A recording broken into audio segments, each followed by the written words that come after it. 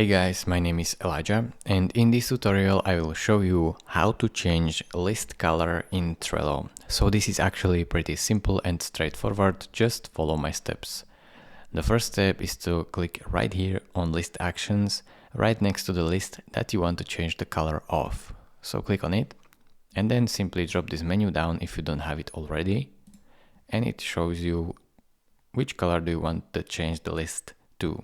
So let's change it to magenta, let's change this list to green, and let's change this list to blue. Now, what if you want to remove these colors? Just simply click on actions and remove color. It is really this simple. Thank you for watching. If this video was helpful to you, consider subscribing and liking this video, and I will see you in the next tutorial. Bye bye.